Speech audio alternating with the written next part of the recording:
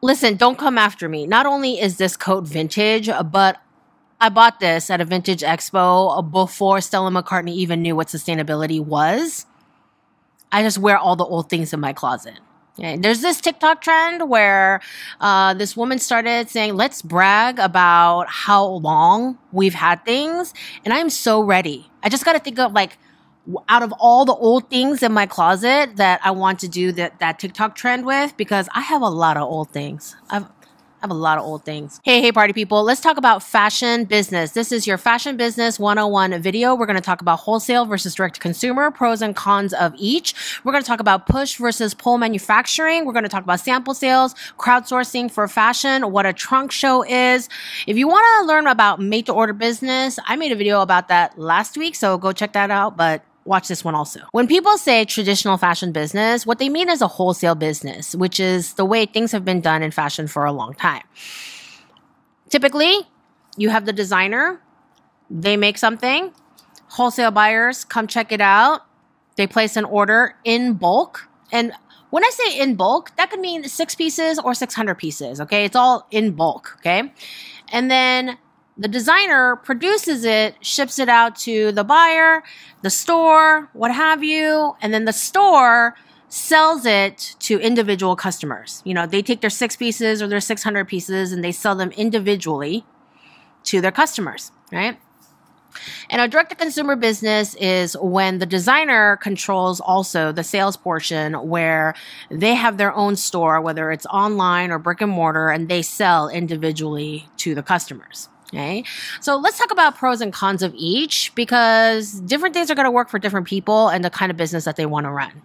Okay, let's talk about the pros of wholesale. Number 1, less garbage. And I do mean that literally. I mean, you could be thinking metaphorically, there are a lot of things out there that look like garbage. No, but literally less garbage, because you're cutting to order. Okay, you put out a collection and you get, let's say, 200 orders off of a particular style, then you're going to cut 200 of that style. And you should definitely order like a couple extra in case one gets damaged, or you want, like, some magazine wants it for an editorial and they want to borrow it, those kinds of things. But you're cutting to order, so you know how many to order. With direct to consumer, if you don't have a history of sales to kind of predict how much sales you'll make in the future of a particular style, and even that's not flawless, like, you could have a lot of excess inventory if you are not good at that sort of thing. And, you know, a direct-to-consumer brand with no sales history, it's like a shot in the dark. I always say start small, because you can always make more, but if you just have tons of excess inventory sitting around, that's like little bags of money just sitting around, depreciating in value over time. Number 2, when you do wholesale, you have the business advantage of having a marketing partner. Boutiques, department stores, they all have their own PR, social media, marketing. They're running ads. Come to my store. They're doing their own events. They're running their own social media. And you indirectly or possibly directly benefit from that, because if a store is doing well in general, they're getting more foot traffic, they're getting more web traffic, you know, they have good relationships with their customers, their customer service is excellent, and you're reaping the benefits of that reputation and all that social media marketing, all those things. And so it's like having a marketing partner. Number 3 is legitimacy. It lends your brand legitimacy to be selling at a store. Like, the store literally put their money where their mouth is and are supporting you by literally paying for product. And the more prestigious a store is, the more legitimacy it lends you. Like, oh, you know, XYZ store carries my stuff. Neiman's carries my stuff. Saks carries my stuff. And buyers like to hear these things, you know, like, oh, these stores also bought from this designer. Okay, I guess they're selling, because these other stores wouldn't be buying from this designer if their product wasn't moving. Now let's talk about the cons. The number 1 con is the money. The money with wholesale is stupid and slow and infuriating, okay? Because this is what happens. You, as the designer, you produce your samples. And of course, you have to pay for that. And then you sell your product to wholesale buyers. Okay, you hire a sales team to sell your stuff to wholesale buyers. The wholesale buyers, if you're lucky, they put in an order and then they don't pay for stuff. Okay? Most don't do deposit. No. They are most likely going to ask for net 30 or net 60 payment terms. That means net 60 means they will pay you 60 days after they receive their goods. Okay? And so you're out here, you have to order fabric for, cut and sew and ship 600 dresses, and you have to foot the bill for that. You have to ship all these dresses out, and then you don't get paid for another 2 months after the stores have them. Listen, I know that's insane, and it's absolutely insane. It sounds insane. It actually is insane, but that is, I mean, you could try to demand money up front, but let me tell you the story. So when a famous chain of stores went out of business a few years ago, there were a lot of news stories written about it at the time. And a lot of the stories that came out were how much money this bankrupt chain of stores allegedly owed to designers still. As they were going down in flames, they were talking about how much money they still owed XYZ brands that had shipped them product before they went bankrupt. So if these big designer brands are also getting the shaft, is that how that term goes? Okay. I don't think you can demand money up front for production.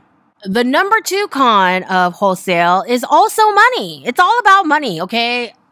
Let's talk about chargebacks, okay? Chargebacks. Essentially, when a store orders from you, they will give you instructions on how they want you to ship their stuff. And some stores are much more strict than others.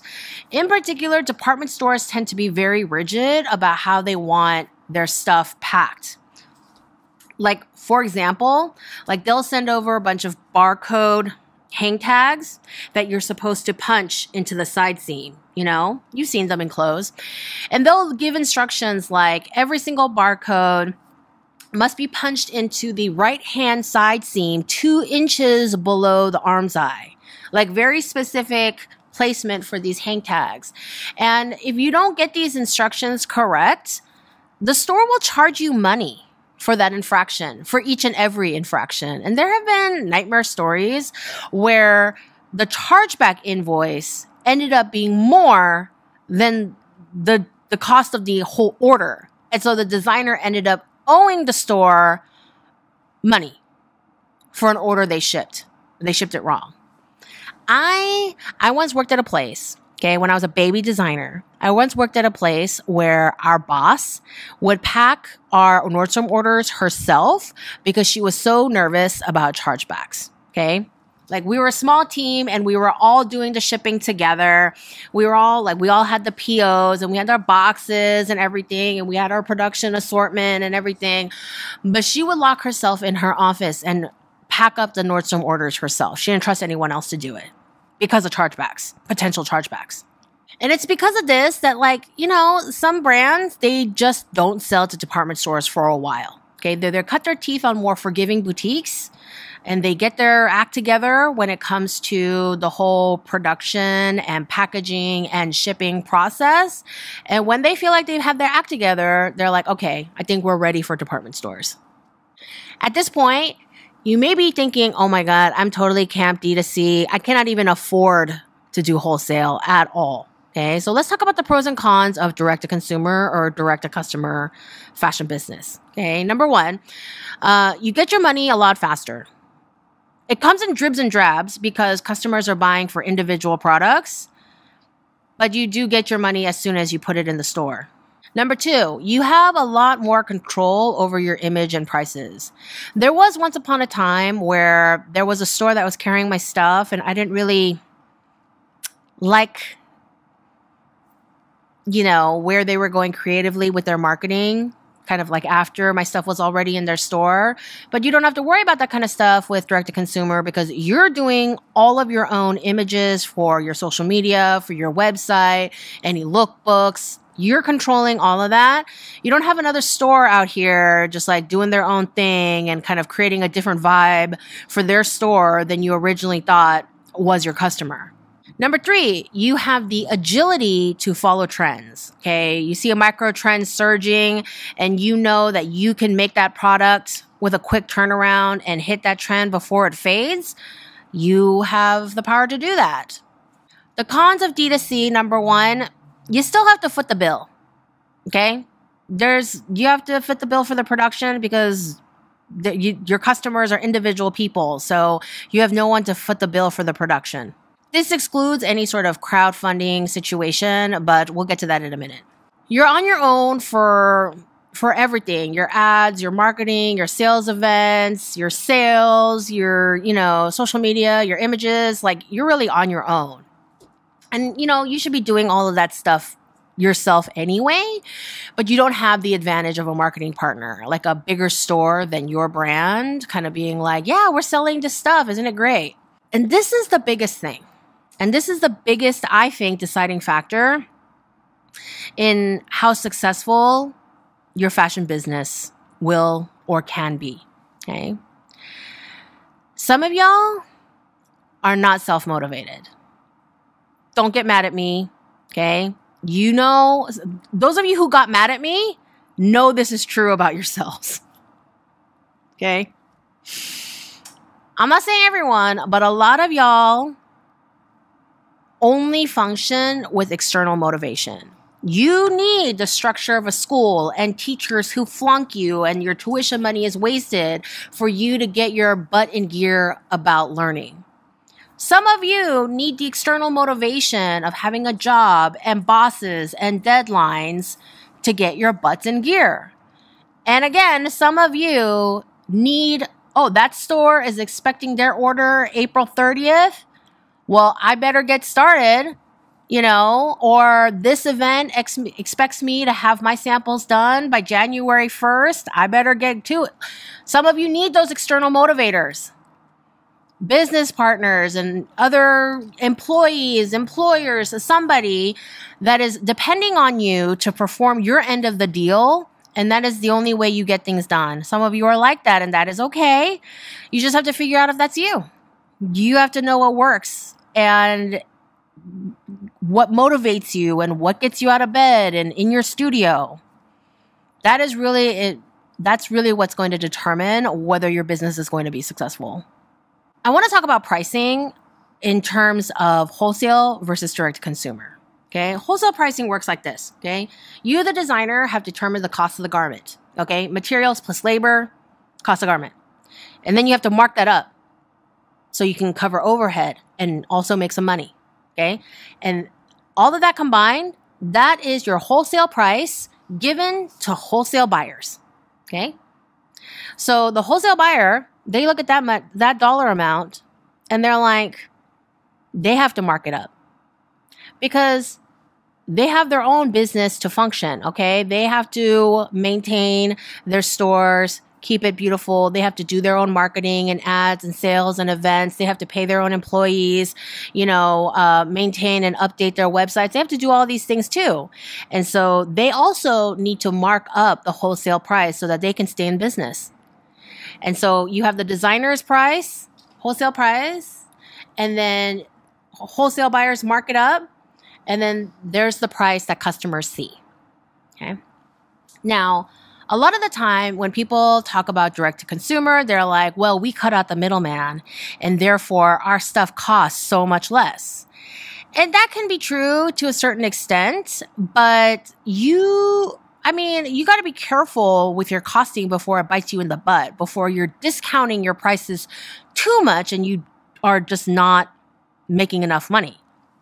Because all the things that stores do, maintaining their store, maintaining their websites, paying employees, salespeople, customer service people, all of that stores do, now you have to do, and you have to pay for that. And that money has to come out of the cost of the garment, the price that customers see.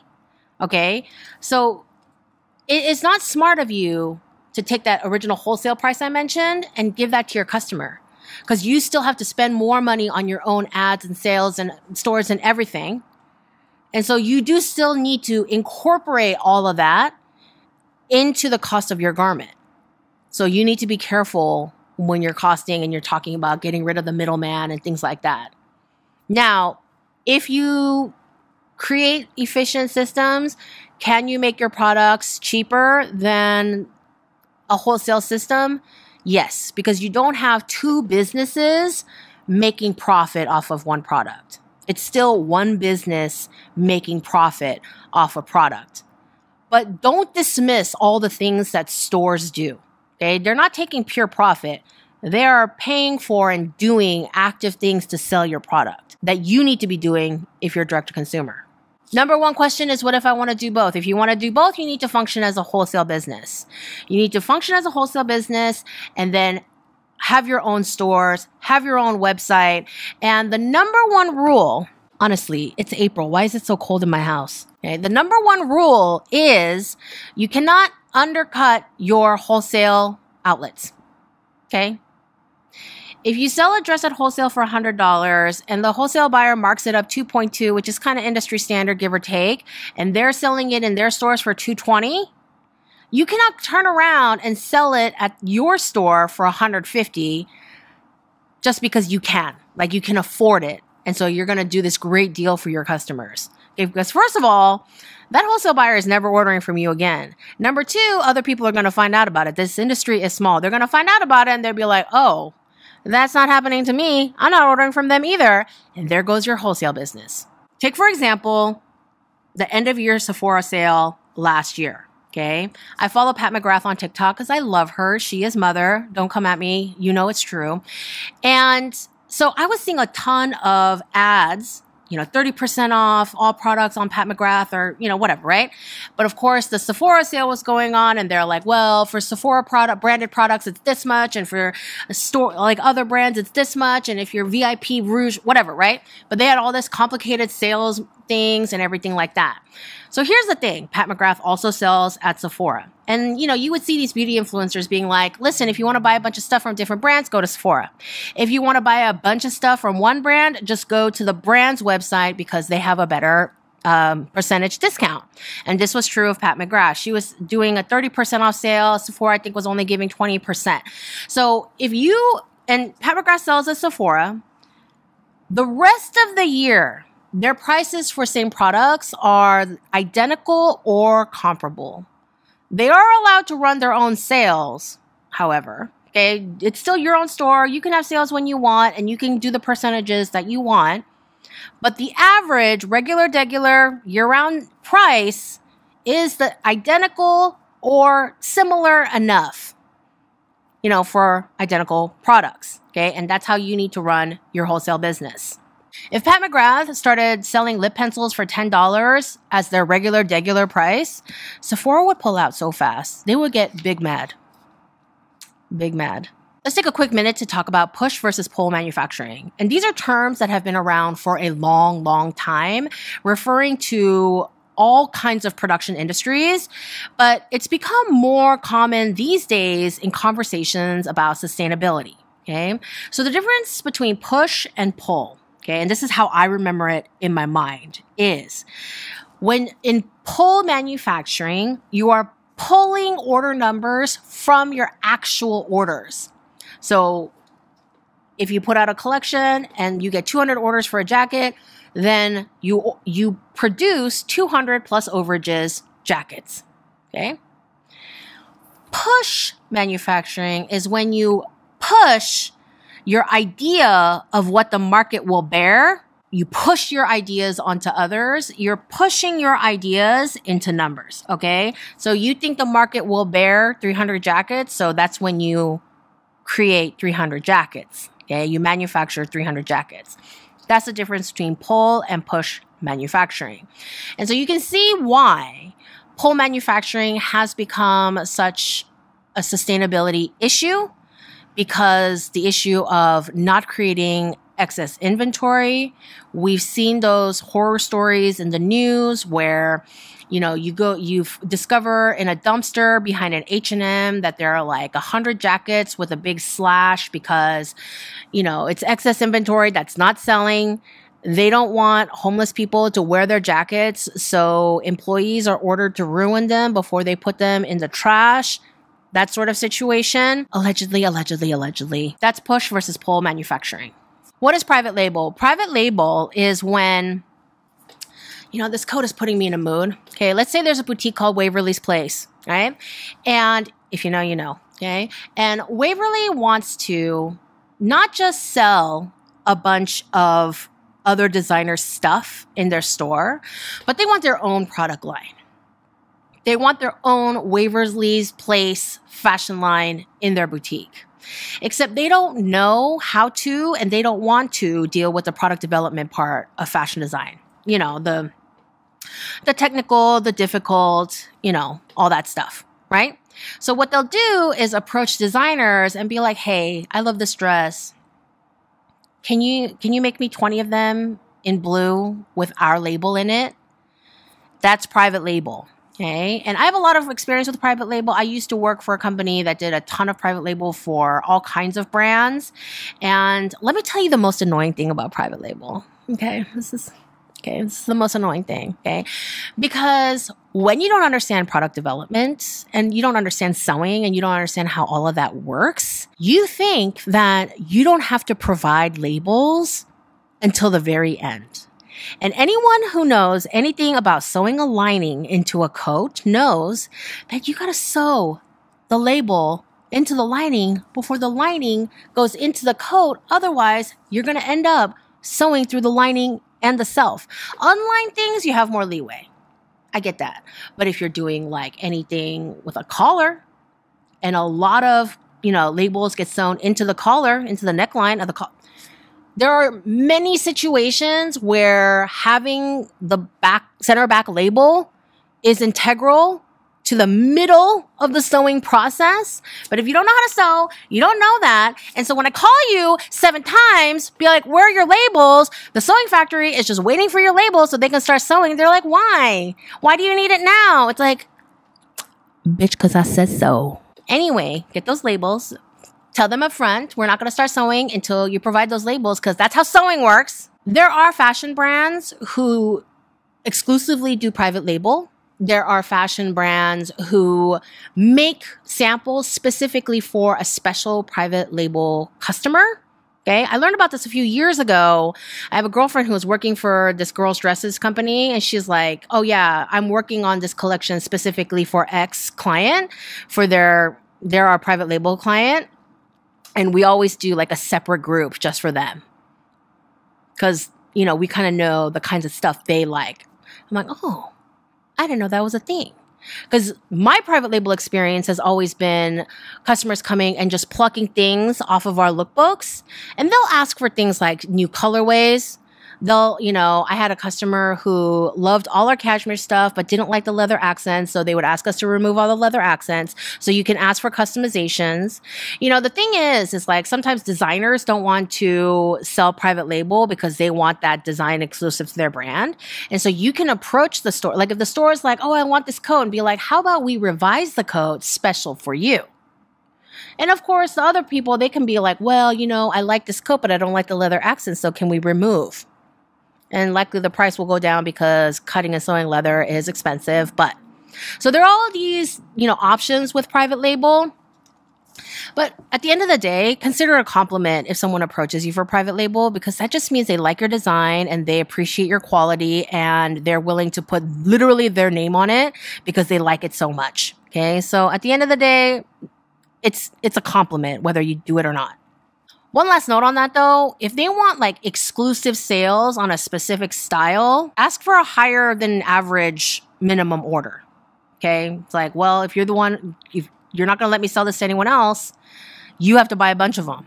I mean, this works the other way around too, because when you order prints from a fabric sales rep, and if you want exclusive rights to that print, like some companies, they will do that. It's like, you can have exclusive rights to this print if you buy X hundred yards of it.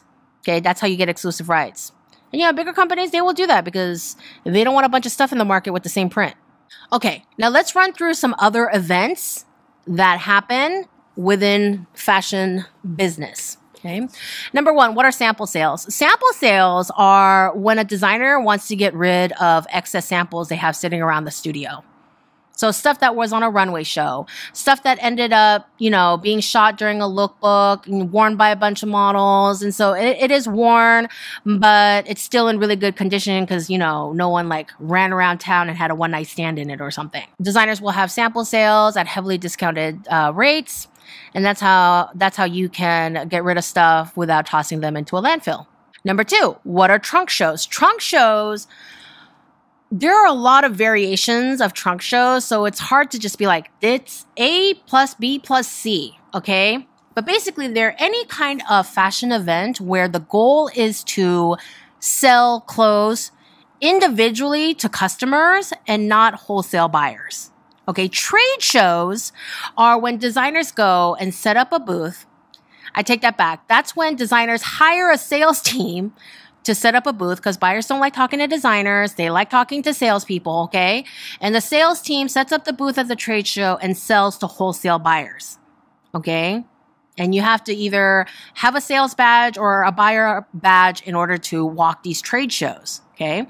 But trunk shows are about selling to individual designers, even if you're not a D2C business. You could do a bunch of things. If you're a made-to-measure business or a made-to-order business, you can take measurements of customers in store. Okay. You can have like a rack of your goods and people can try things on and get alterations and fit adjustments taken right at the store.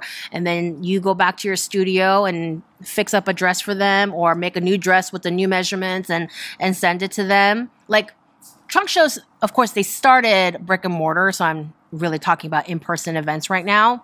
You can just have samples where people can pre-order. Okay. Like things that are just at the beginning of the sale season. People can come in and pre-order and then you add those to your wholesale sales, okay? You can bring in just inventory and just sell things immediately in the store. You can do a trunk show designer meet and greet. Customers love to meet designers. And so you can have that kind of champagne lounge, meet the designer, buy some stuff sort of event. Okay, there are a lot of options for trunk shows. You can, and usually stores host these kind of events, but you can do them in you can rent a room, in a beautiful hotel, like one of those side office rooms or rent a hotel suite or something. You can have them open to the public or you can decide to do a VIP list. Stores, they'll have a VIP list of customers that, buy a lot of stuff, spend a lot of money. And so they want to reward them with a special event or just focus on people that they know are going to spend money. So you could do a special guest list or you can make it open to the public. A lot of options. Okay. But those are trunk shows. Those are small one-time events where the designer can interact with individual customers in order to sell them things. As opposed to a runway show where it's really about just showing new stuff and it's not about writing paper. A question I get sometimes is, how about crowdsourcing for fashion? In my experience, and you know what, feel free to try this out and prove me wrong, but in my experience, when it comes to fashion crowdsourcing works better for fashion product more than fashion collections. Okay, people don't really feel like shopping for clothes in like a Kickstarter situation where they lay a deposit and you get a dress afterwards. I'm sure it happens somewhere, but it's not the big thing. Typically, it's more like if they have an invention or a really special product and they want the pre-order money to file the patent and buy a special piece of machinery in order to produce this new invention or something like that. I actually spent money on a Kickstarter, or maybe it was GoFundMe, I forget. And what it was these people had figured out a way to turn air pollution into a pigment or ink or dye. Pigment, okay?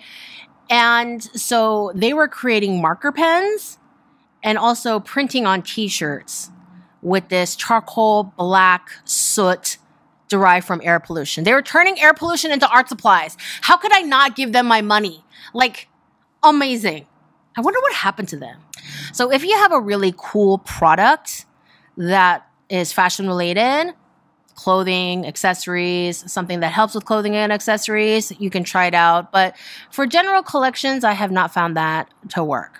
Speaking of crowdsourcing and trunk shows, let's talk about modus operandi for a second. So modus operandi has been around for like, I don't know, I want to say 20, 15 years or so. And they largely function as just like an online department store for, I think, mostly women's fashion these days. But in the beginning, and they still do this subsection, but in the beginning, what they were known for was their crowdsourcing trunk shows. So what they would do, and they still do, is they have these online trunk shows where they would have these sales. I don't want to call them sales because nothing was discounted, but they would open up a collection, a designer's collection at the beginning, like something they just showed on the runway or just at a trade show. They would show a designer's collection and make it available for pre-order. And people would put down, 50% deposits. I don't know the exact percentage, but they would put down a hefty deposit for a dress, a jacket, what have you. And then they would close out the length of that online trunk show. And the designers would go home with the pre-orders and the money for those pre-orders to help produce that collection. And then when those garments or whatever were produced, they would get shipped to these individual customers. The customer would pay the remaining balance, and then they would ship whatever dress, coat, shoes, whatever, to the customer. And so it was really a unique approach where designers, especially these small-time designers that needed the money to do their production, for them to get production money from pre-orders. It was likely inspired by crowdfunding, but it's also an online trunk show, because it was run by a third party. The customers felt, I think, more trust that everything was going to come out because there was like an overseeing body, that the designer wasn't just going to take off with their money and then just go out of business. There was a third party, like making sure everybody was on their best behavior, so to speak. I don't know if anyone else is doing a website like that, but that is something to look into if you're interested. That was a lot, so I'm going to close it up for here. But if you have any questions or video requests, drop them below. Please give this video a thumbs up if you learned something new today. Share, subscribe, all the ways you show me love, and I will see you in the next video.